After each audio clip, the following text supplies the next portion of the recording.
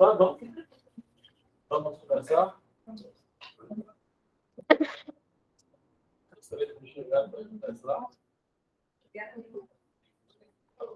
deixar a porta para o favor? Só.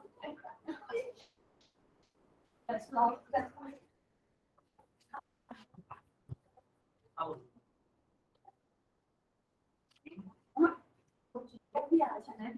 Eu mandei para você. Eu estava pensando para ela, o que você acha? Você já viu que tem psicanalista candidato a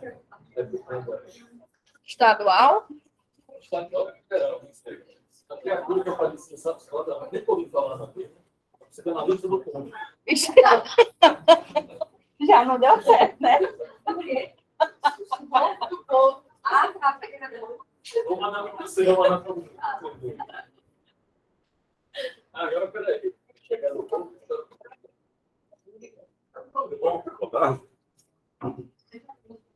Calma. Tudo bom? Tudo bom, João.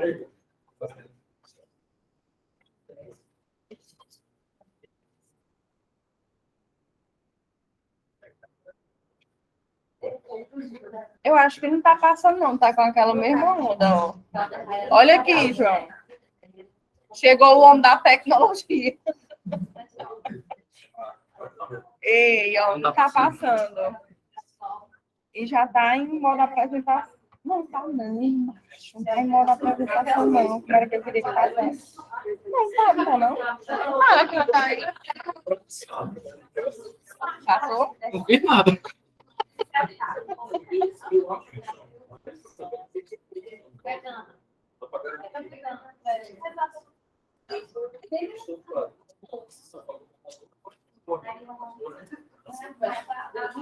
Quem? Pesquisa feita, mas a última pesquisa que eu vi é o humano já está feito. Ele é bem mais forte. É. Mas o debate foi muito engraçado. Ele vai falar? Não, da Baixada. Debate Eu pensava que era. Foi ontem. Foi bom? Foi hoje. Foi bom. Não, foi bom. Foi bom? Pelo menos foi uma. Deu. É, dissertação. De massa, fez piloteado. Tô com ele. Será que É o. Será, hein? Acho que.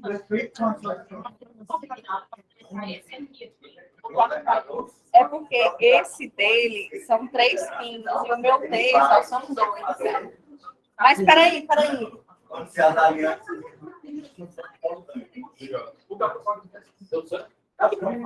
tu é sensacional? Sério, tu é. Ó. Faz o seguinte, bota esse dele aí e ajudar o plantão. Que é o meu. Esse é o teu? É. Aí eu boto.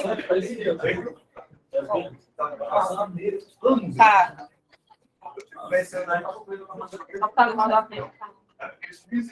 Personagem, a gente se tivesse eleito. Cadê o nome? Yasmin. Na pandemia, e no cartão Wagner, ia ser uma coisa muito. No final, podemos assim.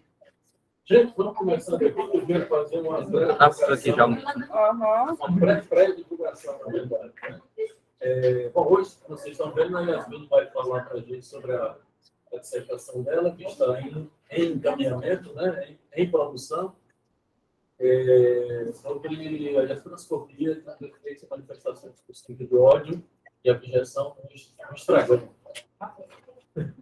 Mas antes dela começar, eu queria fazer uma divulgação prévia para vocês, porque ele já está um pouco, bastante em outubro praticamente, né?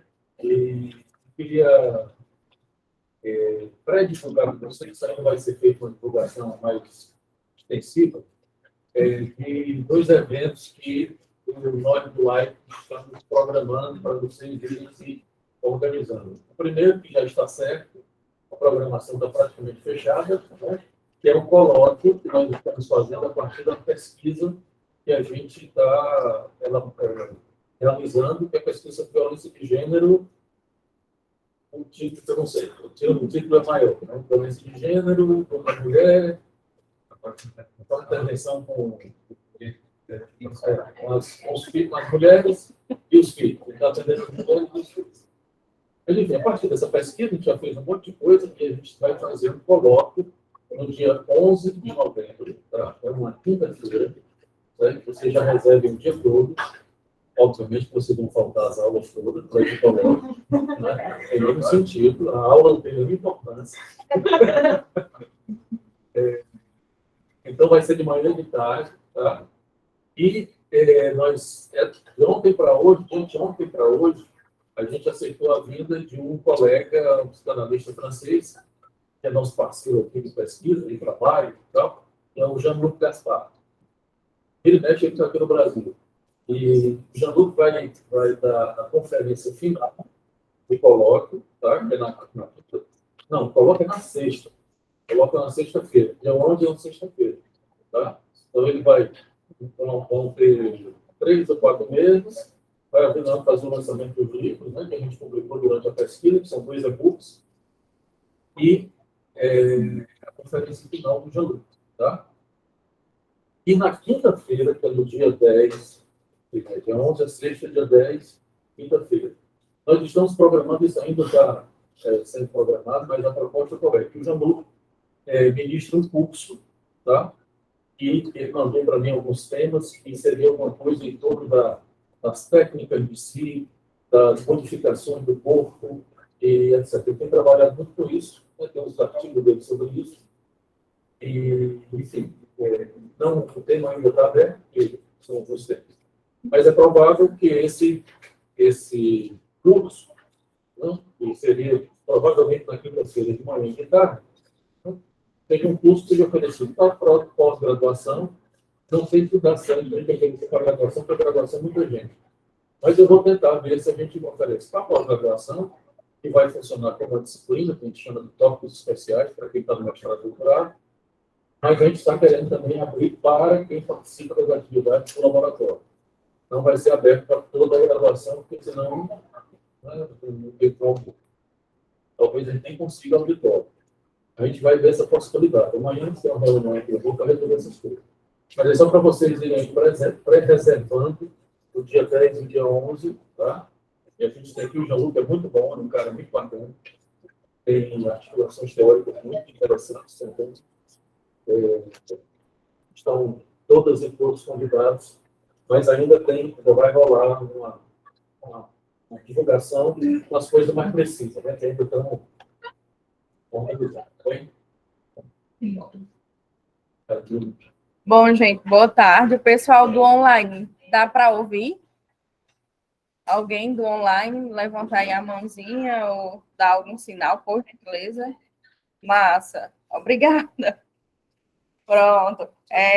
Gente, atualmente eu estou pesquisando sobre transfobias, os efeitos das manifestações discursivas de ódio e abjeção no Instagram, né? Então, vocês se sintam bem à vontade, porque é de fato uma conversa, né? Esse momento é importante, por quê? Porque facilita a escrita, né? É um momento extremamente eloquente de aprendizado, onde existe essa troca, né?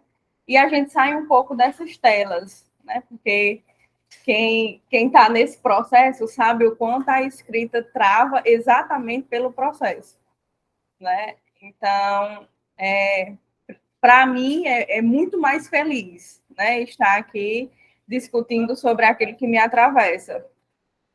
Mas eu não sei, né? E estou construindo, então, por favor, sintam-se à vontade e livres para me ajudar. Essa pesquisa, ela parte de algumas inquietações, né? Eu comecei a ter contato com a transexualidade a partir de atendimentos clínicos, né? Eu trabalhava em uma casa de acolhimento à mulher, no interior do Ceará, num município chamado Tauá, né? E, surpreendentemente, existiam casos bem específicos. bem específicos. E me chegaram 3 casos, né, de mulheres trans que estavam em situação de violência.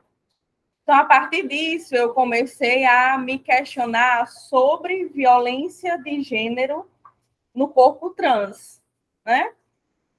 Como assim? Um corpo que já é ceifado à morte, porque ele já começa de uma autodestruição, né? Subjetivamente, se constitui a partir do que não é posto, né?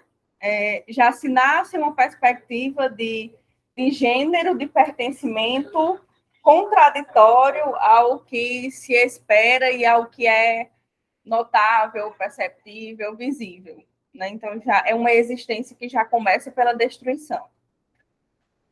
Então, como é isso, né? Um corpo que já se constitui nessa posição, ainda sofrer violência muito mais selvagem desse externo, né?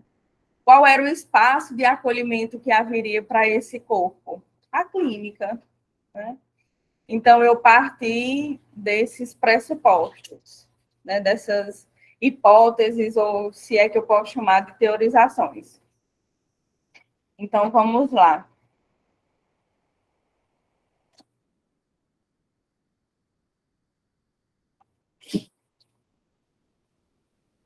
O número de assassinatos de pessoas trans no Ceará dobrou em 2020, de acordo com a ANTRA.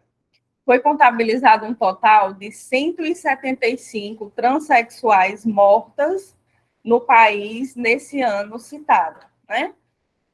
Um fato interessante é que quando a ANTRA, que é a Associação Nacional de Pessoas Trans, né, travestis e transexuais, começou a pesquisar esses dados, essas violências, eles iniciaram essa busca com a hipótese de que, a partir de 2018, esses dados tenderiam a cair. Por quê? Porque teve o seu apogeu de 17 para 18, então esperava-se que depois de 18, com o processo de educação e reeducação e de contextualização que tem se feito a respeito das temáticas LGBTQIAP+, né?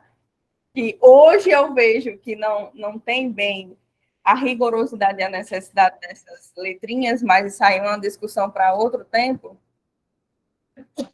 O que acontece?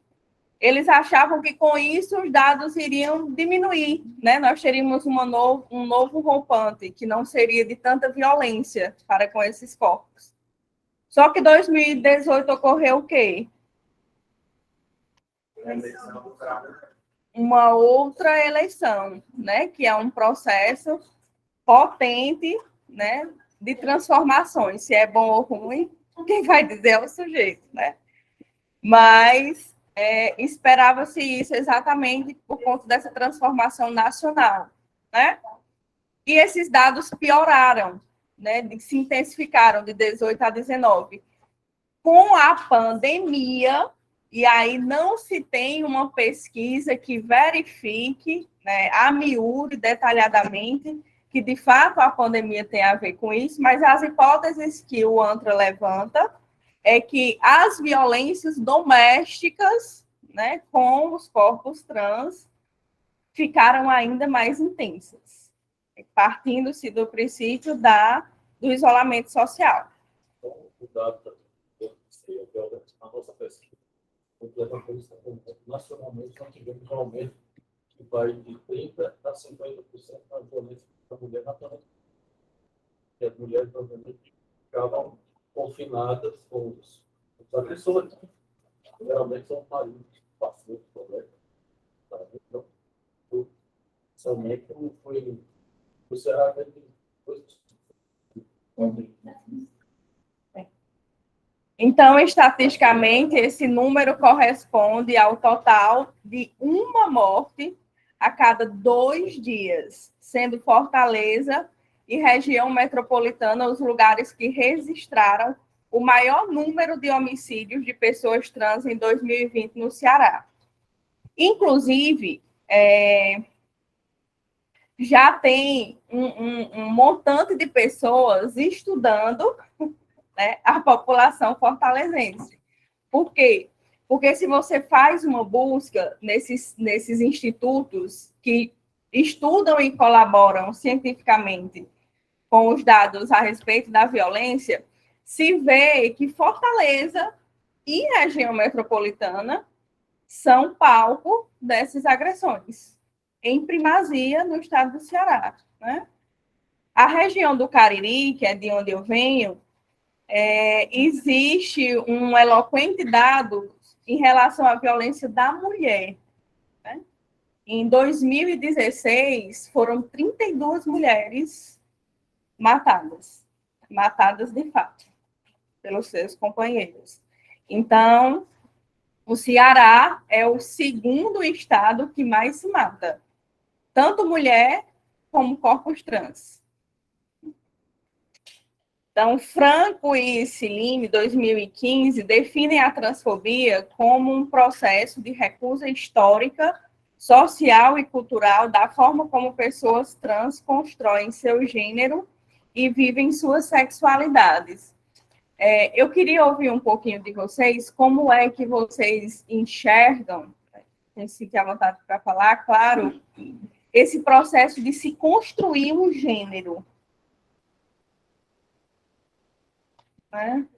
Será que se constrói um gênero? Será que se constitui um gênero que não é a mesma coisa? Que pertencimento isso tem em termos de sexualidade? Porque sexualidade é um mundo. Né? E se eu isolo o gênero dentro dessa perspectiva de construção, muito se fala de construção de gênero, né? Mas o que é que se constrói? É o gênero?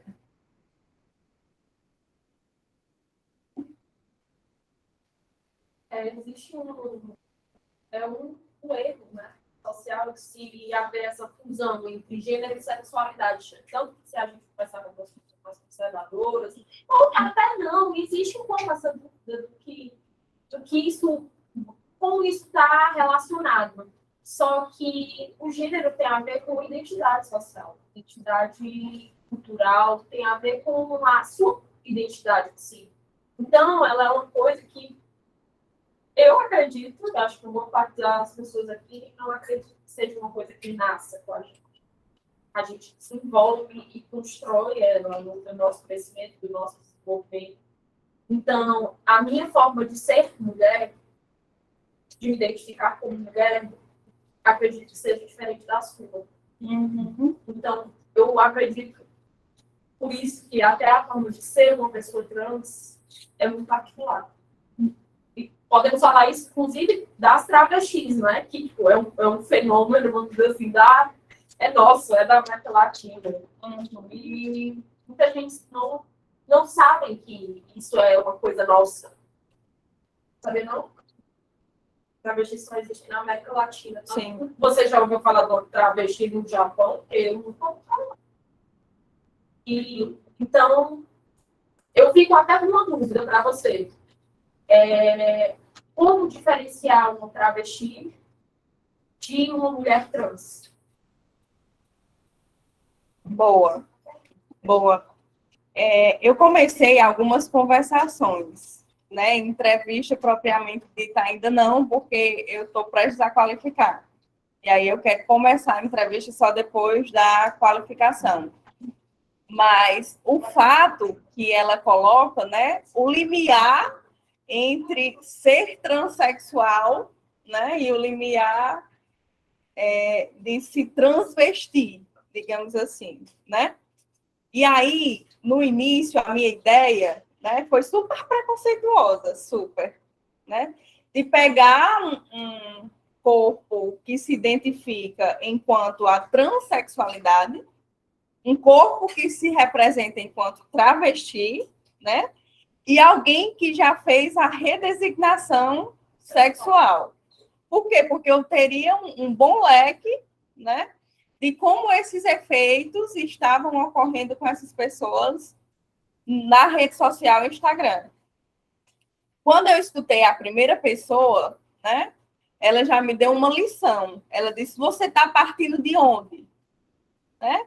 Você está partindo de que conceito de gênero? Você está partindo de qual representação? Você se representa como? Quem é você que está na minha frente? Você é uma mulher o quê? Né? Então, pesquisa se faz com humildade, acima de qualquer outra coisa, né?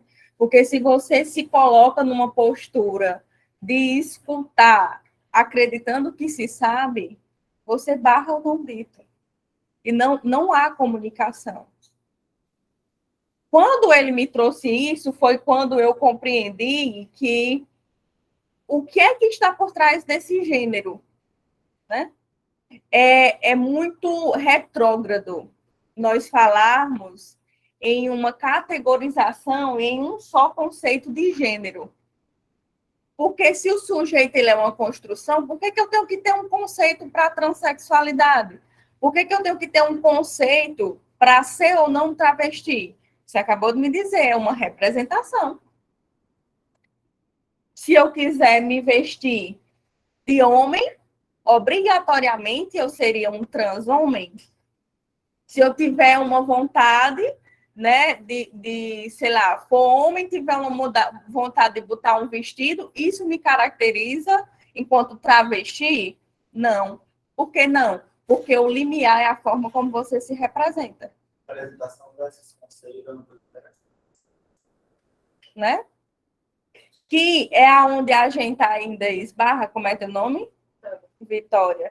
Que é aonde a gente ainda esbarra na ciência propriamente dita, no empirismo, né? Porque como é que eu construo sem conceito? E eu vou partir de quê? Eu vou olhar o quê? Né? Então, tudo se resume na forma como tu se constitui. Como tu, sujeito, se constitui a partir desse suposto gênero que te é imbuído. Né? Porque é um belo dia que você se considera, porque um belo dia tua mãe não olhou para ti e disse, Vitória, você é uma mulher. Ou Vitória, você é um homem. Não, você se constitui da forma que você se representa.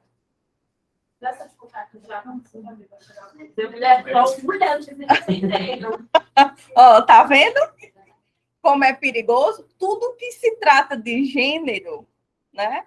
É um risco fechar algum conceito, né? Fechar alguma coisa. Vou fazer um comentário, já que inclusive a nossa discussão é atravessada pela psicanálise, e a psicanálise é atravessada pelas pessoas, uma ilustração de como é que a psicanálise se beneficia disso. Né? Porque até pouco tempo, o critério que a psicanálise utilizava qual era? Transsexual era aquilo que fazia a designação genital. Por exemplo, a mulher trans seria aquela que faria uma designação cirúrgica. Uhum. Exatamente. Né? E o travesti não. Né? Era um critério, uma coisa assim. O travesti não seria uma mulher que não queria se travesti, como assim, corpo de macho, para não usar homem e mulher, para não complicar muito, que se traveste, mas não quer fazer a redesignação sexual. Né? Quer dizer, era um critério, era mais ou menos como a psicanálise se dava como se trabalhava com isso. É um critério exatamente isso. Né? Existem mulheres trans que não fazem redesignação. Né? E por isso deixam de se reconhecer e se apresentar como mulheres, por exemplo. Né? Então, tem uma questão aí que diz respeito exatamente ao sujeito, a como o sujeito se reconhece. Se posta diante disso, né? Não, mas que vem na cabeça, né, a gente faz esses termos, é que, principalmente no Brasil, né, fora da isso que eu tenho, é que a gente sempre olha para a sexualidade a partir de conhecimentos norte-americanos. Essa questão trans, essa questão queer, né, a gente tem que implementar aqui no Brasil, é uma tentativa da gente olhar para a sexualidade como os outros locais olham. Né? E essa diferença entre a travesti e a trans, muitas vezes já foi colocada justamente por conta dessa diferença. Né? Tem uma comunicadora, a Gabriela Almeida, que é uma travesti indígena, ela é bem polêmica, ela tem muitas brigas na internet. Gabriela Almeida? Gabriela Almeida. Gabriela Almeida. Mas ela tem um vídeo que ela fala assim, gente, eu não tenho nada a ver com a comunidade LGBT, QI, X, eu sou travesti, né? Vocês estão inventando esses conceitos queer, eu só conheço bicha. Eu era bicha, eu virei travesti. Né? Massa. E vocês têm muito essa mania de procurar fora o que a gente tem aqui dentro, né? E a gente sempre teve esses duelos, esses combates, essas dificuldades, a gente entender qual é o local do masculino e do feminino e também o que acontece fora desses dois. E eu acho que os processos começam também a partir daí. Então, essa questão das vezes a gente até tem confundido no começo, e muitas pessoas ainda confundem o gênero e a orientação sexual, é porque também vem muito com a gente pensa que a gente é atraído pelo feminino, pelo masculino ou pelo outro, né? Então, são esses dois. Então, eu penso que parte, primeiro, dessas duas coisas que algumas pessoas chamam de arquétipo, masculino, feminino, energia, né? E a partir daí a gente vai se entendendo o que eu me atraio, será que é o que eu quero ser? Ou o que eu sou vai ficar me atraindo? Ou, na verdade, é o oposto, ou, na verdade, é o igual, né? E eu acho que é um pouco complicado ainda, porque essa questão de oposto sempre volta para esse papo binário, né? Que é difícil da gente sair. Que a gente precisou categorizar muito para poder se sentir, sei lá, até mais fácil de ser controlado, né? Uhum. Então, eu acho que ainda é muito primitivo para a gente compreender, mas essa questão dos conceitos, que todo mundo faz mais uma vez, eu acho que é algo que a gente precisa pensar sobre o nosso território, né? É certo que o conceito queer acaba abrangendo mais coisas que não só travestis, né? Sexuais, mas outros também identitários que também se identificam com o movimento queer, que no final das contas é o quê? Né? Fora do normativo, fora do cis, normativo. Eu acho que o queer hoje puxa tudo que é fora disso, né? E aqui no Brasil a gente começou a compreender isso, o meu, das sapatões, né? Maria Sapatão, e também as bichas, né? Viado, que era tão viado que virou mulher, né? Então, eu acho que tem um pouco essa raiz da questão da orientação sexual, ponto que a gente se atrai, que a gente se identifica, mas também parte dessa questão do que é o feminino e o que é o masculino, né? E, enfim, as diferentes compreensões a partir dos terrenos e como é que tinha pensado para a organização. Sim. Que gira em torno de dois polos antagônicos, né? A gente fala, mas ou a gente volta para o biológico, né? Ou a gente cai na representação. Então não tem jeito, entende? E quando eu brinco, falando das letrinhas, né, é a teoria queer. Então, o que a gente tem? A gente tem uma americanização, mais uma vez, de processos. Não tem uma representatividade social de um povo brasileiro. Entende? Sim. Eu acho que se não tratar essa realidade, você está chamando de teóricos, né? Ah, com certeza. Já pensou o Brasil sem Butler? Mas eu percebo avanços a partir da banda. Por exemplo, a Berenice Bento, que é a professora que contribuiu muito para a Federal do Rio Grande do Norte, participou de muitas lutas com as travestis transexuais da Estado. Hoje em dia ela está na UNB, saúde. Tá. E a Berenice Bento, ela fez uma tradução muito importante que é muito significativa. Ela me demata, né? Eu faço um relato da minha experiência de vida. Ela faz uma tradução da Butler, né, teoria queer. Ela diz que não faz sentido eu, no Rio Grande do Norte, no Agreste do Rio Grande do Norte, falar com uma travesti teoria queer. Vamos falar sobre a experiência queer. Não faz sentido, não tem sentido prático e ético. E aí ela fala teoria transviável. Ela para mim, isso é muito libertador. Isso é transviável. O transviável, ele demarca uma experiência que é vivida no nosso território.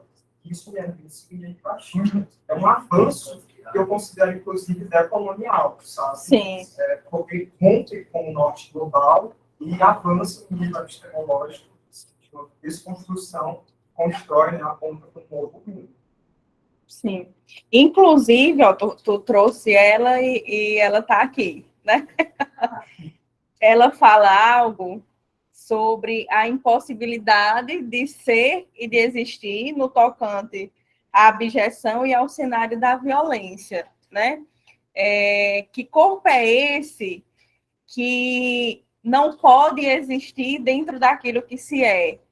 Né? Que corpo é esse que não pode existir dentro da sua representação? E que social é esse que não acolhe a si, né? Ela coloca com esses termos. O social que não acolhe a si e rejeita o estranho, né? Como eu vou colocar na vitrine um produto que é o mais comestível e o mais matável e não é aceito? Interessante a pergunta, né? Como eu vou colocar na vitrine um produto que é o mais comestível, o mais matável e que não é o aceito? Né? E nós estamos falando de abjeção, porque se a gente parte de Kristeva, né, de Júlia Kristeva, psicanalista, que ela traz a abjeção como o excremento, né, o abjetável, o que depois de Mebebe é posto para matar, nós temos exatamente esse contexto de impossibilidade de ser e de existir que a Berenice coloca, né? Então, quando a gente traz isso dentro de uma discussão do que seria ódio e abjeção, diante dos discursos que são manifestados, proferidos nas redes sociais, né? Eu estou olhando exclusivamente para o Instagram porque é o mais acessado, né? É o que tem maior visibilidade. Não sei ainda se é o mais atacado, o mais expressivo, mas é o que tem maior acesso, né? E no YouTube, eu tinha começado para olhar YouTube e Instagram, né? E aí, a partir da fala de uma professora, eu desisti do YouTube, porque, de fato, o YouTube mostra uma outra realidade, né? Mostra uma outra realidade, que é um discurso meio disfarçado, porque no YouTube eu não tenho como me mascarar, né? O meu login, o meu acesso, ele é muito mais factível no sentido de ser descoberto, rastreado, boa. E no Instagram, não. No Instagram, eu consigo fazer o que eu quiser, né? E é como se fosse um espaço, eu escutei da Levi, né, que é uma pessoa que se representa enquanto trans, com quem eu converso muito. Aí ela disse, olha, o Instagram é o palco da morte, tu tá no lugar certo. Aí eu perguntei por quê, né? Na minha cabeça vem, não tem lei, mas eu não ia falar isso, né? E aí ela traz, exatamente porque não tem lei. Tudo é permissivo. Inclusive, eu acho bem interessante você falar de lei, vem logo na minha mente de castração. Uhum. Vem logo na minha cabeça. E eu penso muito que as redes sociais, elas são lugares de potencialidades do possível perverso no nosso país. Uhum. Por essa queda. Se eu estiver errada. Por causa que se reformula uma lei, se faz uma lei própria ao seu favor, para que você possa chegar lá, apontar o seu dedo e dizer, isso é errado, você está cancelado, sabe? Sim. A partir da óptica de qual pai, né? Vocês viram hoje? Não tem pai. Eu vi esse vídeo, não sei se todo mundo viu, acho que todo mundo viu. Um bolsominion com bife em São Paulo, lambendo eroticamente a cabeça do pênis do bife.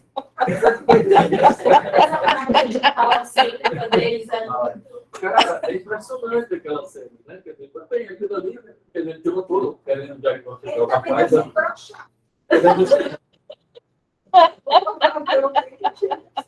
Não se trata de diagnosticar se for a perversão, até porque eu tenho uma função teórica de que a perversão é um estado, não é propriamente uma estrutura, é um estado de gozo do sujeito. Mas a cena é absolutamente perversa, é uma proposta de gozo. Então, assim, eu estou gozando e matando. Eu estou gozando, matando. E estou chocando vocês. Vocês também estão gozando, porque eu estou chocando vocês quando eu fico lambendo a cabeça do. Ele acha que está fazendo o outro também, gozar com ele. Então, Mas realmente é espantado, né? O cara faz um negócio no meio da rua, com o rifle na mão, lambendo o rifle. Que porra é essa? Fica espantado. Não dá esse, Mas é. Só uma vez quando ele fala, estão fazendo os outros gozarem, provocando também o angústia. Tipo, Tipo, esse detalhe também. Para vocês, todo mundo. não é que todo mundo está gozando. Até que ponto vocês Existe um estão prazer, assim, até que ponto entende essas questões no Lacan? Porque gozo no Lacan não tem nada a ver com prazer. Sim. Não tem relação. Claro, não tem nada a ver. Mas guarda uma relação direta com o prazer. Está muito mais Com a ligado satisfação. com o gosto do Freud, com o prazer do Freud, né? O prazer lá Sim. guarda uma relação mais direta, inclusive, com o sofrimento, com a angústia, os efeitos que isso tem no corpo. mas isso que eu disse agora era uma perspectiva freudiana, entendeu? Aí, algumas vezes no grupo eu fico até assim, será que eu acabo falar aqui de uma perspectiva mais freudiana? Porque eu sei que a maioria eu tô lacaniana. Eu acho que você Se ela quer mesmo, que muito não. Pois é. Essa filha Eu ia falar isso, né? Será que existe, né? Será que existe uma psicanálise de Freud e de Lacan? Eu sou freudiano, se vocês quiserem ser lacaniano, não seja. Né? Então, esses discursos de ódio, né? O que seria um discurso de ódio? É toda a expressividade, né, na fala, no não dito, no verbal, no não verbal, que manifeste algum tipo de agressão em relação a esse outro. Esse outro que talvez nem se perceba agredido. Né? Então, isso é um discurso de ódio. Esses discursos, eles designam um incitamento ou encorajamento ao ódio, a discriminação ou a hostilização de um indivíduo motivado pelo preconceito. E o preconceito, ele existe algo muito interessante, né, nas redes com relação ao preconceito voltado ao corpo trans, porque chega a ser algo,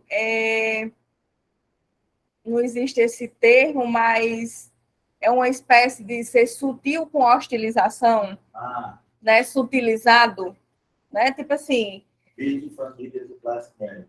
né? É algo que, não, mas espera aí, um preconceitozinho com esse corpo, né? É melhor do que bater, né? É passageiro, né? É efêmero. Espera aí, pô, o preconceito, eu não tô batendo, né? É inveja branca, É uma maneira do Bolsonaro se expressar, né? ele é sincero. Ele é sincero. ele dialoga direto com o corpo. Então, sim, o discurso, o que está no âmbito da fala, é muito mais agressivo do que o crime, tanto que, juridicamente, não se está mais olhando para a cena do crime, que é, eu vou matar, eu vou chegar a ato, né? Eu vou concretizar, eu vou materializar. Está se olhando para o discurso, né? A Berenice e a Jesus já trazem algumas pesquisas que, quando elas começaram a apedrejar o jurídico, tipo, pô, isso é crime, ninguém vai bater em cima, ninguém vai penalizar, vai continuar existindo e todo mundo fingindo que não existe, né? Elas se atentaram para esse preconceito dócil, né? Já é violento esse termo, preconceito dócil. Se me agride, já não é dócil, né? Então, diante dessa concepção, é importante pensar sobre o palco da abjeção. Quem é que mora, né, no palco da abjeção? O que é que a gente excrementa? O que é que a gente bota para fora? Né? A gente elimina do corpo o quê? o diferente. A gente elimina o excesso, não sei, né? Que é uma fala que a Junqueira, né, vem trazer em cima do corpo trans, quando ela diz, ó, vê só, se a abjeção é um movimento que traça as fronteiras entre o eu e o outro, uma perspectiva excludente, que constitui uma exclusão, né? Então, como seria visto o corpo trans, que nem precisa se constituir para ser abjeto, e é violentado? Que termo eu usaria? Né? Porque o corpo trans, para que ele se represente, já é uma automutilação, concorda?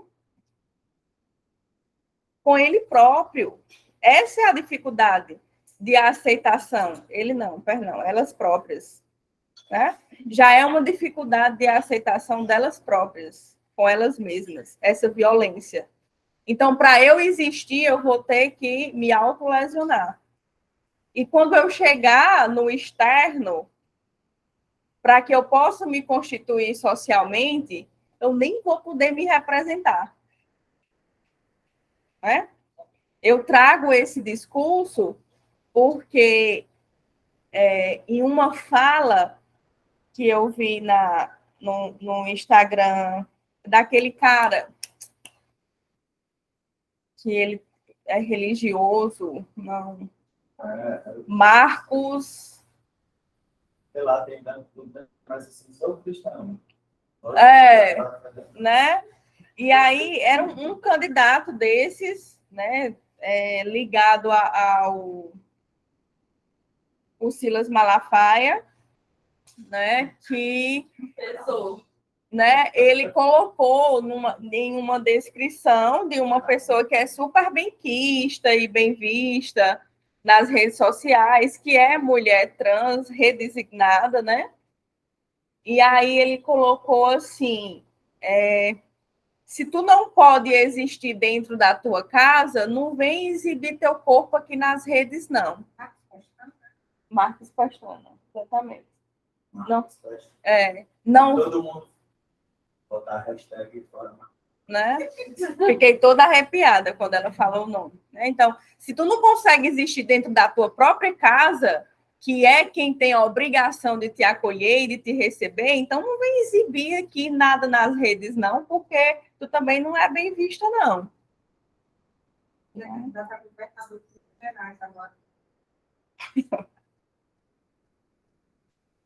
Vocês são um comentário tudo isso aí, voltando para voltar a elogiar o Pérez Freud.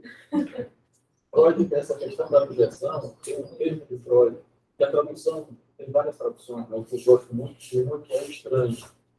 Freud tem um texto que se chama O Estranho, tem uma tradução chamada Estranho, e tem uma tradução nova que também é muito boa, que se chama O Infamiliar.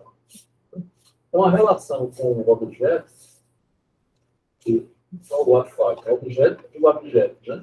Porque o objeto é exatamente o objeto também o cerebral. Com o objeto, ela é uma relação que é dessa ordem. Porque o estranho, Freud, mais ou menos assim, o estranho, termina. É um texto pequeno, recomendo todo mundo ler. Tem aqui umas 5, 6 páginas, talvez 8. A tese final do Freud qual é? É que o que é estranho é familiar. O que nos é mais estranho nos é também mais familiar. Né? Na clínica, a gente escuta muito isso. Eu sonhei com uma coisa estranhíssima. Bom, se você sonhou, é seu, né? É você que produziu, né? Mas essa tese do Freud é fundamental, porque é exatamente a mesma coisa. Quando a Cristel vai falar da objeção, ela vai dizer isso. O excremento sai do seu corpo. Não é de outro lugar. O excremento é seu. O cocô é seu. A merda é sua. Não é estranho. É estranho porque, obviamente, vem de uma condição do real do corpo. Mas vem do seu corpo. Então, o que nos é mais estranho é o mais familiar. E veja que tem a ver com essa questão da ligação. Que, por exemplo, a tese da Data é mais ou menos essa, de que toda a rejeição a homossexualidade vem exatamente da posição originária do sujeito homossexual. Apesar de eu não concordar completamente com a ideia, que eu acho que a posição é objetal, não é propriamente homossexual, mas tudo bem. A tese da pátria é essa. Ele se rejeita a homossexualidade porque, rigorosamente, a posição primeira do sujeito é homossexual. Né? Então, quer dizer, é o estranho que é familiar à estrutura. Todo mundo, como disse. Né? Pelo menos com a pátria. Essa coisa assim, como você falou aí, né, do você é bi e tal, é tão difícil de lugar que você tem até assim, quando você vai, você tem que levar o free food, né, para você não deixar o seu rastro na sua, assim, o seu incômodo, né, para o outro. Tem que deixar o ambiente diferente. E é engraçado pensar que aquele que pode nos causar maior recurso, também pode gerar mais prazer gigantesco. Sim. Gosto. Não faz aqui. Já é uma satisfação. Mas eu não estou falando do gostoso. Vai contar muito em cima.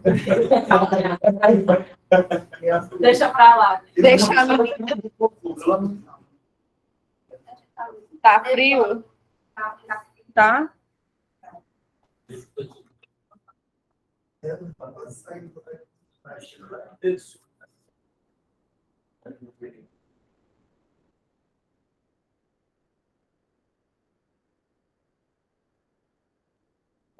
Então, algumas hipóteses, né, no decorrer desse estudo tem surgido, né? Esse estudo ampara assim, algumas questões que podem justificar a relevância da pesquisa, que são elas. Porque a população trans é violentada com frequência, porque os agressores procuram as redes sociais, em especial o Instagram, para manifestar ódio e abjeção com destino aos corpos trans, o que está tentando ser eliminado durante as incessantes violências advindas do ódio e da abjeção, destinadas a um corpo que já é destituído de vida.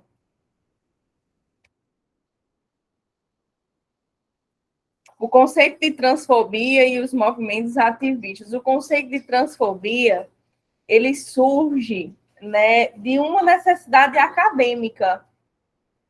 Teve uma trans, né, que... E assim, desculpa, só para no site,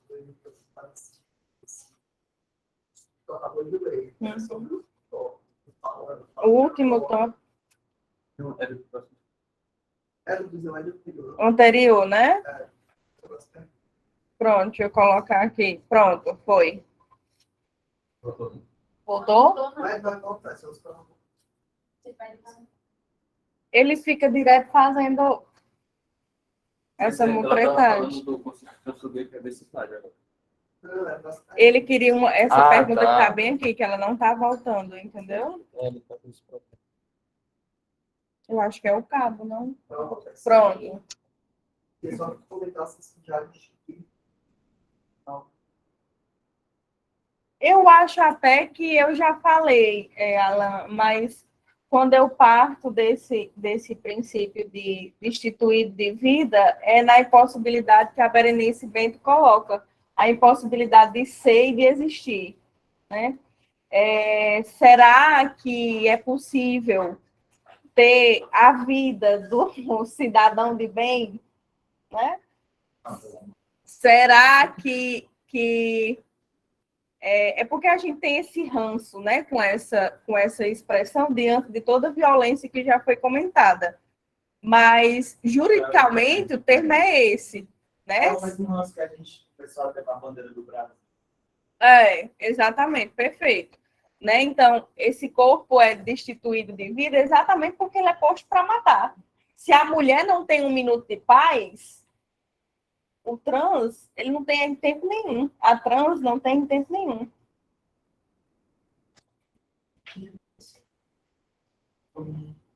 a minha recoltando a Sociedade da Quebrada, que se chama Eu Matei o Júnior. Para ela se constituir. Eu Matei o Júnior é uma canção. Para ela se constituir como possibilidade existencial, ela precisou matar o projeto anterior, que era imposto. Então, essa distinção E da quebrada. tem um nexo. Sim. Me parece. Me parece também, né? Ainda não cheguei lá. Me parece. Só para continuar aquela duas tem que faz sobre isso, importância de morte, que é eu não vou morrer, tá? Eu não vou morrer. Era para eu ter apresentado isso aqui, né? Em quê? Em agosto, no início de agosto. Tem outra da quebrada muito boa também, com a Glória Cruz. Essa eu já vi. Né? Essa é para chocar mesmo o cidadão de bem, sabe? Uhum. É bom, é bom. Deixa eu só fazer um pouco dessa questão do Alan. Sim. Melhor isso, Alan, através do IBEM. Eu fui IBEM, a Chile IBEM. Que é exatamente quem cria esse termo necropolítica, né? Porque quando o IBEM vai falar disso, o Abraham também falou disso. Acho que a Alice, por exemplo, eu trabalho dela para você, né? Então, ela estava trabalhando com o IBEM e com a Gâmbia. E são exatamente esses seres que são matáveis, né? Como diz o Abraham. E que no IBEM são exatamente negros e pobres, resumindo. Se você quiser acrescentar as trans também.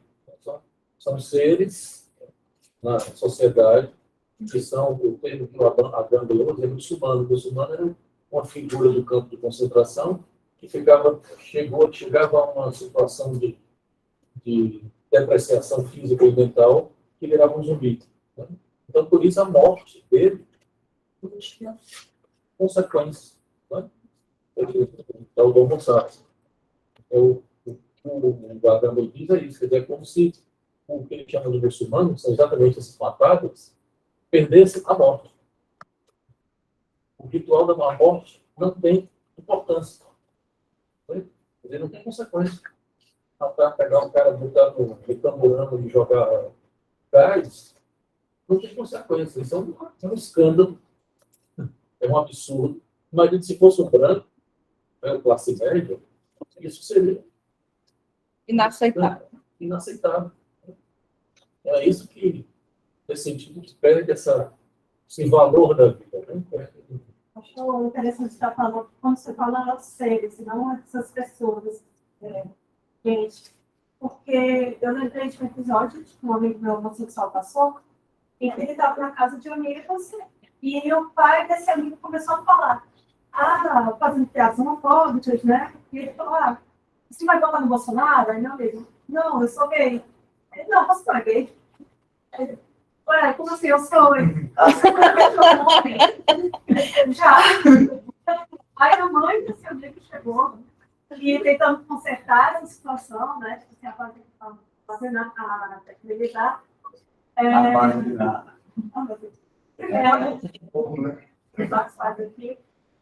Chega falando, não, tá tudo bem ser gay, tem um amigo gay, não sei o quê, consegui.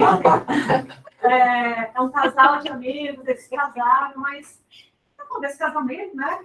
Mas não se compara à minha aliança. A minha aliança de gente aqui é muito mais bonita. Essa que tá menina. É a aliança de gente. A aliança de gente. Não era tão bonita quanto os amigos que se casaram. Era melhor ter só o cara casado. Presidente da Livre. Pelo menos dava para rebater melhor, mas aliança de gente. Porque eu fiquei até pensando, você não quer mal a um animal, você não quer mal a você não quer quebrar uma cadeira aleatoriamente. Porém, essa cadeira não tem valor de gente, não tem valor de ser humano. E essa fala dela, para mim, ficou tão marcada, o que era essa criação. Não, eu tenho amigos, mas eu também tenho cadeiras na minha casa, também tenho outros móveis na minha casa. Mas a minha é de gente, mas E não só marca a abjeção, como isso é um discurso de ódio e transfóbico, né? Porque o discurso transfóbico não é só com corpos trans, não. Né? O discurso transfóbico é contra aquele que é fora da caixinha. É o discurso que agride o marginalizado. Esse é o discurso transfóbico, né? Pode ser. Isso que aconteceu. Com um interno de um hospital psiquiátrico, por exemplo. O interno de um hospital psiquiátrico. Discurso transfóbico, contra ele. Não, é dentro da população É que você LGBTQIA+. falou, todo mundo quer mandar caixinha. Ele tá na. Nesse corpo, né? Nesse corpo. Eu acho que eu consigo enxergar o que você está falando.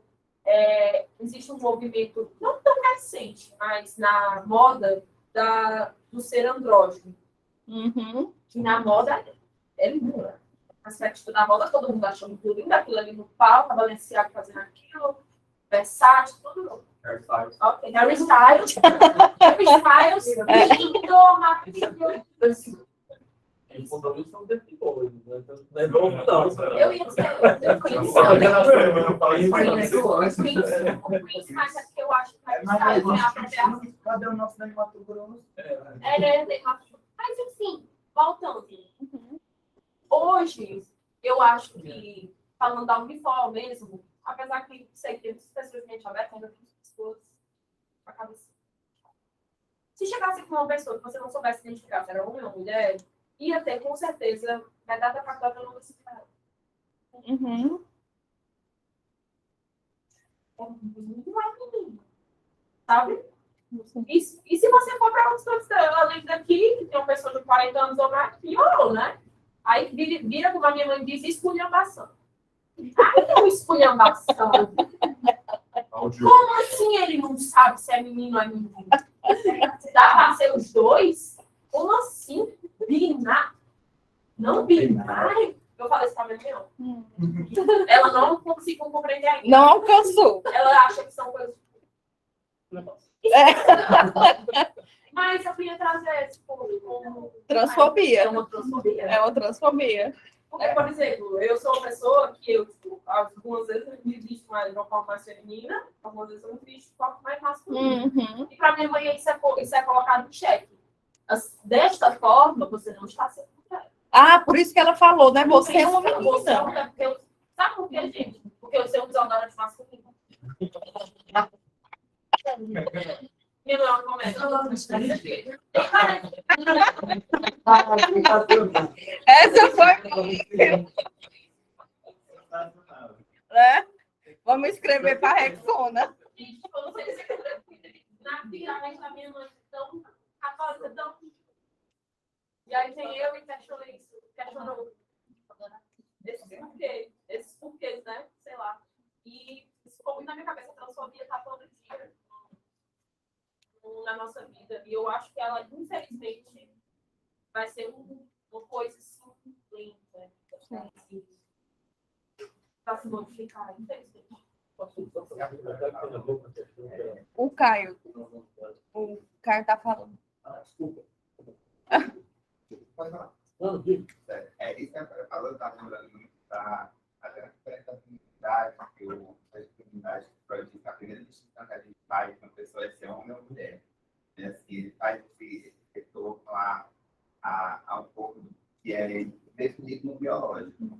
E eu tenho pesquisado sobre isso, a minha científica, eu trabalho com gênero combinário, né? Usando o conceito ele traz um nome familiar, trabalhando com a ideia dos grupos da literatura. E tem uma pesquisadora, a estudo dela, ela da COP, e ela discute. Ela fala sobre o grupo na literatura como um anunciador da morte, como um fenômeno psíquico, mas ele anunciando a morte. Né? No retrato de Dorian Gray, o retrato anuncia a morte do próprio Dorian Gray, que faz aquele pacto, e ele deixa de envelhecer, o retrato envelhece dele, o retrato esconde tudo que ele é de fato. Nome duplicado do Saramago, que um não tolera a existência do outro, a existência tão igual e ao mesmo tempo tão diferente, que termina com a morte.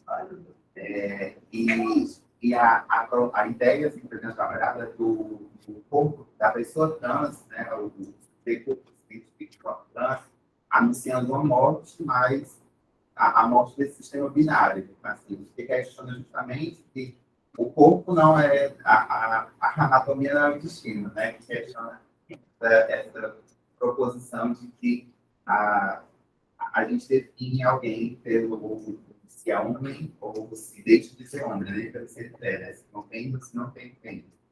Então, eu tenho trabalhado por essa via de ir pela a não binaridade, como essa proposta de questionar mesmo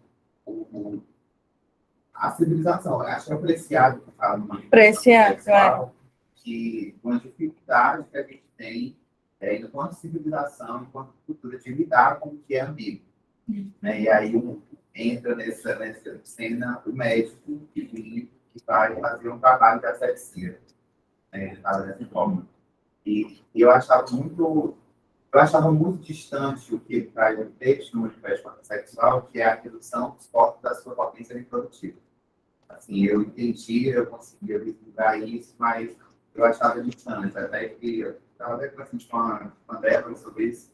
No começo do mês, fiz uma viagem ligada à psicologia, e com um clínico, um advogado e 2 médicos. E aí, um dos médicos estava falando sobre o HGE, trabalhando na urologia, e como era divertido o processo de ansiedade ali para esperar sair o exame das crianças intersexo, para saber se era de fato homem ou mulher, para poder fazer a correção, a cirurgia de correção. Então, é muito mesmo esse dispositivo médico tentando corrigir esses corpos desgarrados do binarismo, né? Aí eu tenho ido por esse caminho, estou lembrando de muita coisa quando estava levando isso. Sim, sim. Mudança. Eu só queria compartilhar porque eu participei de um projeto de pesquisa que, dentro da pesquisa que a gente fez uma pesquisa sobre relacionamentos com pessoas cis e trans, e os fatores de proteção de risco. E eu fiz algumas entrevistas com pessoas trans, né, e não binárias, e uma das entrevistas me marcou muito a questão dos papéis de gênero dentro dos relacionamentos. E uma dos entrevistados que tive a oportunidade de conversar, ele fala que quando ele estava nesse processo, né, de construção de gênero, né, apesar de que ele já tinha se percebido desde a infância ser um homem, mas ele fala que quando ele entrou dentro de um relacionamento com uma mulher cis, ele tentava se pegar comportamentos masculinos que ele via dentro da família dele, e muitas vezes ele fez uso de violência, porque eram os papéis que ele via dentro da família dele. Ter comportamentos violentos, ser uma pessoa bruta, para ele se autoafirmar como. Então, a gente vê muito essa questão do papel de gênero também dentro da construção do poder. A performance. A performance. Sim. E essa representatividade da feminilidade e da masculinidade. Tirar essa representação que ele precisava É a pesquisa da Aline Pompeu. Ah, fantástico. Sim. É a bolsista dela e eu era a voluntária. Aham. Eu sou a bolsista. Fantástico. Deixa eu fazer o comentário que eu queria fazer, que eu acho que é interessante, porque diz respeito a uma questão, o que é que justifica, entre aspas, o que é que faz com que a sociedade e nós mesmos excretemos o objeto. Isso é uma coisa boa. Então, eu queria tentar responder. Uma possibilidade de você responder, primeiro, é que você considera esse objeto que é familiar e estranho. Tudo bem. Então, a segunda questão qual é? É que quando se excreta o objeto, tem uma tentativa de se purificar do objeto. Veja que a lógica moral é exatamente essa. Eu excreto o que é objeto, né, para que eu me sinta purificado disso. Do que é mais familiar. Do que é mais familiar. Né? Então, o moralismo é exatamente esse. O moralismo comum, para não entrar na questão da transfobia. Por exemplo, o sujeito diz que uma coisa sexual é imoral, né, para se sentir purificado da própria condição sexual do sujeito. Entende? Então, é uma forma de você dizer, por exemplo, que como a pulsão, a libido homossexual, as posições, o gozo feminino, o que quer que seja, eu me sinto purificado disso, tratando isso como algo objeto, né? Que está fora. Você é pecador, eu sou puro. Entende? Então, tem essa ganho por parte do moralista, por exemplo, que é exatamente se encostar numa falsa posição, obviamente, de puro, de purificar daquilo que está Sai. anticonsário.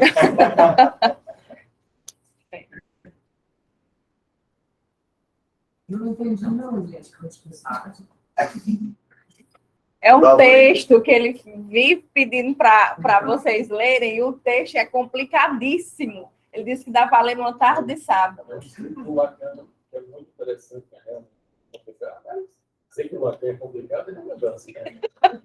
Mas, quando ele vai falar, eu digo que é a fórmula do que nós estamos vendo no Brasil, né? A Bíblia numa mão e a arma na outra. É responsável. É. Nossa, gente, eu vi no Twitter exatamente uma coisa como essa, professor, que era um meme, uma mulher bolsonarista toda vestida de Bolsonaro, com uma Nossa Senhora com ela de um lado, do outro lado. Tu viu? Gente, eu não sabia se eu morria de rir ou se eu ficava extremamente A cena desse cara na Bíblia, o papel cena é saqueando. É saqueando. Olha, uma cena obscena.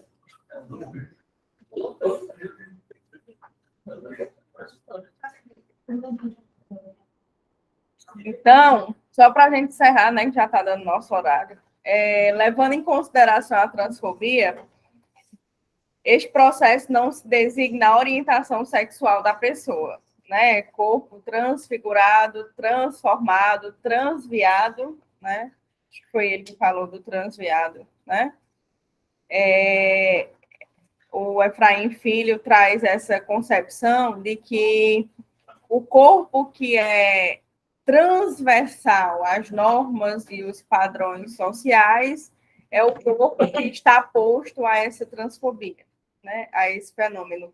Inclusive, o primeiro contato, né, do exemplo dela, que nós poderíamos trazer para esse contexto da transfobia, é o cara ter visto, né, que talvez a vestimenta dele não se enquadrasse em um conceito, em um panótipo, né, que já traz de Foucault, de ser viado, né, porque é diferente, né, como ele colocou, o gay do viado, né, para essas concepções, para esses construtos sociais. Então, é possível traçar um paralelo desse fenômeno com a abjeção e o ódio, que são imbuídos na transgeneralidade. A transfobia assola a vida e diminui a qualidade dela em diversas matrizes do viver trans-ódio, né?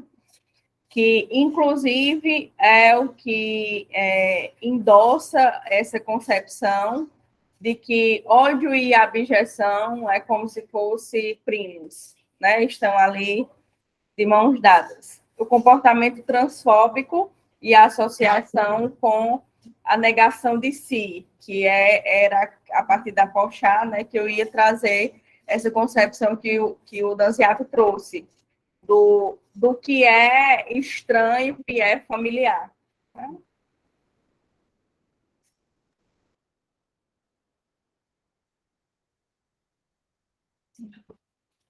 Não está passando de novo, Johnny.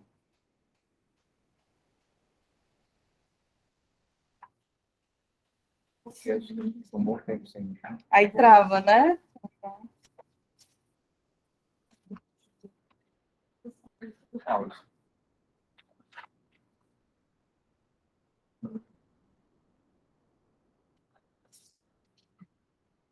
Pronto. O objetivo geral é investigar os diversos efeitos dos discursos de ódio e abjeção nas redes sociais que promovem as transfobias. No Instagram, Vou fazer outro.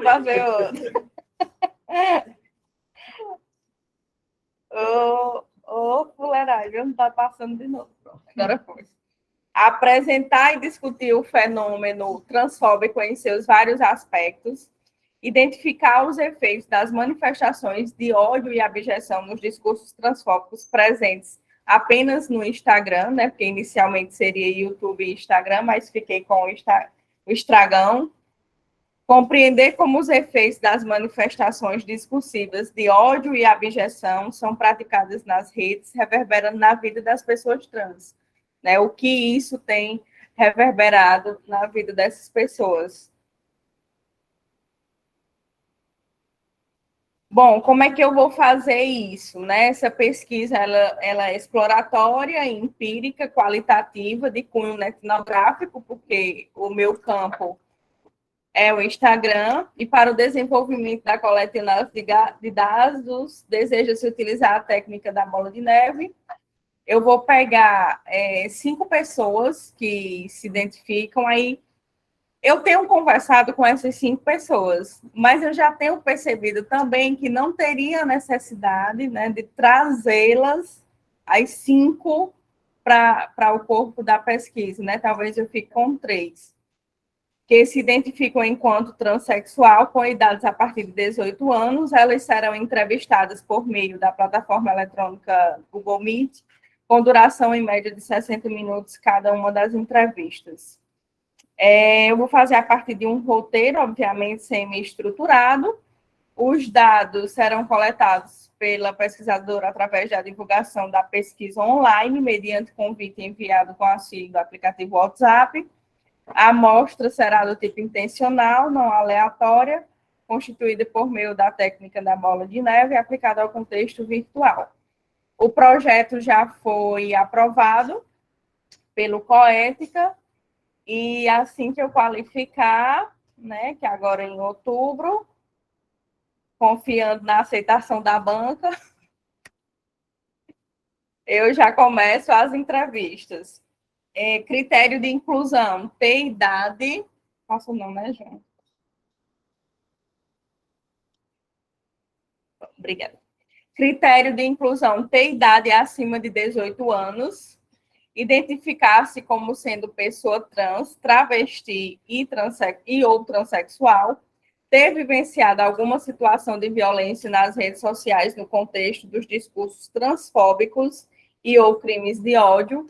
Concordar com as condições estabelecidas no TCLE. Critérios de exclusão, não assinar o TCLE e apresentar diagnóstico de transtornos mentais graves, como surtos psicóticos, depressão grave, esquizofrenia, dentre outros. Então, se Vitória, né, Vitória, conhecer pessoas... Pronto. Obrigada. Aqui. Conhecendo a burocracia metodológica das pesquisas. Como funciona. Que é o mais chato. Marque a escrita, viu, minha gente? Cronograma, né? E aqui eu trago as referências. Então, galera, muito obrigada, né, por esse espaço.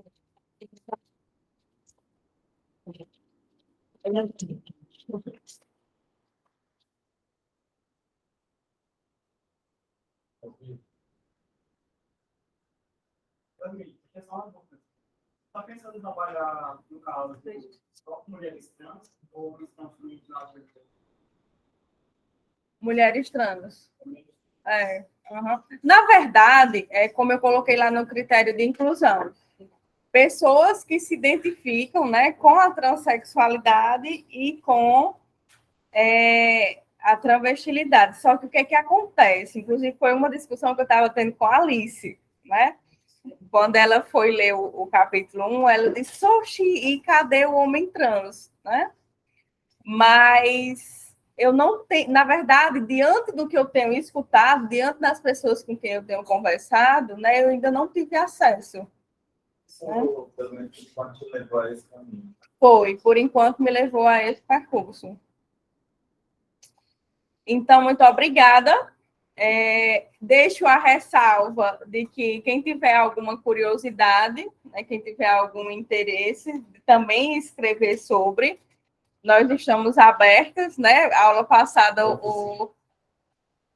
da oficina, né? O professor falou da oficina que a gente deseja construir, né? Dentro dos intrusos. Seria muito bacana, muito interessante a gente trocar essas ideias. Beleza? Então, muito obrigada. Eu queria comentar na estudo de Social 2, meu grupo acabou ficando com o tema de transexualidade, e a gente foi tentar fazer uma pesquisa com pessoas. E aí eu tenho contato com um amigo, que ele é homem trans, e eles falou que é comum na comunidade trans o desgosto por esse tipo de pesquisa. Porque, em geral, a galera entra em contato, olha informações e Não tem volta pra devolutiva. academia, né? E assim, na hora, o meu grupo ficou bugadíssimo. Eu cheguei, gente, e agora o que a gente faz, né? E gerou. E o trabalho acabou virando sobre isso. Sobre o fato de que na aniversário a gente já estava fazendo esse movimento mesmo, né? E eu queria trazer a reflexão para o grupo, né? Que eu acho que é importante que se a gente se coloca para fazer esse tipo de pesquisa, ver o que é que pode estar para além da pesquisa em si e então para dentro da academia, né? Mas, olha, isso é importantíssimo, né? Isso fala de um pertencimento, né? De quem é você que quer saber sobre mim, né? Eu já estou cansado ou cansada de ser posto em vitrine, né?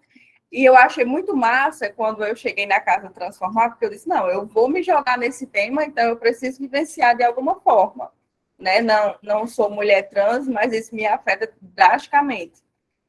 E aí eu fui para a Casa Transformar, né? E quando eu cheguei lá, foi isso que a galera disse, né? Quem é você? O que é que você quer aqui no meu território, né? Quando eu ia para as entrevistas, falavam então, eles não são mulheres cis, e aí já tinham medo De ser agredida, né? Sim, sim. E aí eu entrei num trabalho voluntário, né? Foi muito massa essa. Inclusive, vai para o meu terceiro capítulo. Eu entrei em um trabalho voluntário para que elas me deixassem ouvi-las voluntariamente. Entende? E eu achei isso incrível. Por quê? Porque isso fala de um pertencimento de sociedade, né? Quando eu vou fazer uma entrevista com você, você quer saber para que eu estou fazendo isso e o que é que eu vou fazer com a sua vida. É a sua vida que está sendo exposta, né? Então, fantástico. Isso já é um fruto de um trabalho científico. E aí esse amigo falou assim, bicho, e eu estava entendendo, o que a gente pode fazer, porque, sei lá, quero ou não, eu entendo esse tipo de trabalho como importante também, né? E o que a gente pode fazer? Ele falou, tipo, olha, primeiro, você podia tentar se aproximar mais de pessoas trans. Todo mundo. Acho que isso já é uma grande contribuição para a sociedade como um todo, né? Não sei se você fala isso. Só, ajudando, né, problematizando um pouquinho mais. Eu escutei assim, a mesma fala da Gabi, inclusive, né, e ela falava que, assim, chega o mês do orgulho, todo mundo quer saber, né, quer entrevistar, por favor, vem para a minha mesa redonda, por favor, vem falar aqui da tua vivência e tudo, e ela fala, porra, eu não quero falar disso, eu quero falar de outras coisas, entendeu? Eu quero ser, assim, uma pessoa normal, e que até a minha fala é objeto de estudo, né? Então, eu acho que a pesquisa, ainda no campo da pesquisa, precisa passar por alguns processos de humanização para a gente não chegar a extrair muitas coisas que, inclusive, a gente já ocupou. Então, já ocupou, né? Então, assim, eu acho que existe uma necessidade da gente saber frear isso, tentar otimizar o máximo possível, porque a gente acaba também colocando essas pessoas de volta, né? Tem alguns autores metodologias que trabalham com entrevistas maiores, que acabam retornando alguns processos históricos que pode ficar naquela pessoa, então aquilo também pode ter um impacto, né? Pode ter um encontro dessa pessoa e que pode ser maléfico, né? Como é que a gente também remedia isso? Né? Como é teu nome? Vitor. Vitor, eu acho até que o Coética, pelo menos daqui, né? As pessoas que investigam os trabalhos que estão sendo feitos aqui, eles têm eu acho até que um carinho, sabe? Por essas pesquisas, assim, no sentido de abraçar e ver detalhes, né? Porque, por exemplo, a minha voltou uma vez porque eu não disse que palavras eu iria usar nesse convite, né? Outra vez voltou porque voltou 2 vezes, né? Outra vez voltou porque não estava claro o que eu iria ofertar depois dessa pesquisa. Né? Então, o que você vai fazer com isso? Você vai continuar os seus atendimentos voluntários? né? Como você vai devolver isso para a sociedade? Então, eu já acho isso um grande avanço, né? Porque a gente já está com isso muito massificado, de que não tem devolutiva. Isso é uma questão muito importante para a pesquisa, para a maneira como a gente lida com a pesquisa. Né? Por exemplo, as pesquisas que a gente está fazendo agora, por exemplo, tem, obviamente, essa preocupação. Então, por exemplo, nós não vamos lá conversar com as mulheres, a pesquisa de violência de gênero, né? Simplesmente para dizer, olha, você é violentada e tal, e etc. vai embora. Não. O nosso trabalho é uma pesquisa de intervenção, onde a gente pode fazer, a gente faz um atendimento das né? Inclusive, uma possibilidade de encaminhamento posterior ao nosso atendimento, para ser encaminhado também quando é necessário para o SPA. A outra pesquisa, por exemplo, sobre as autorizações da escola, a gente não vai lá na escola para chegar lá e dizer, vem cá, vocês se autolesionam por quê? Não. A ideia é a gente fazer uma intervenção na escola, onde, entre outras coisas, por exemplo, a gente vai possibilitar, por exemplo, a atividade das oficinas culturais de população.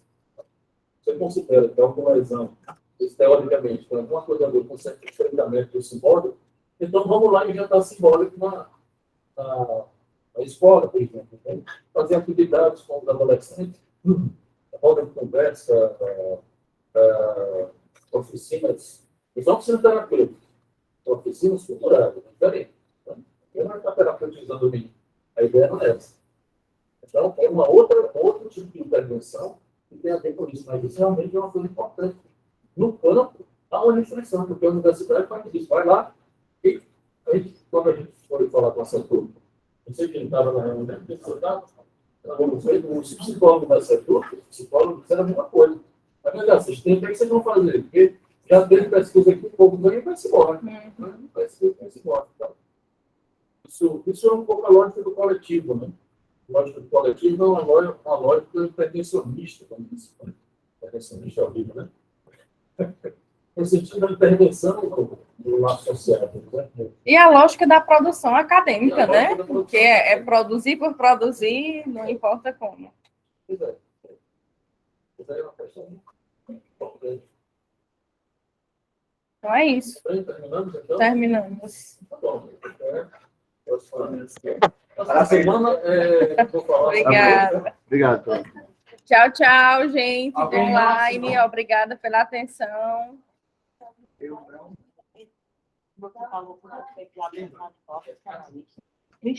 Você já parou de gravar aqui? Ou...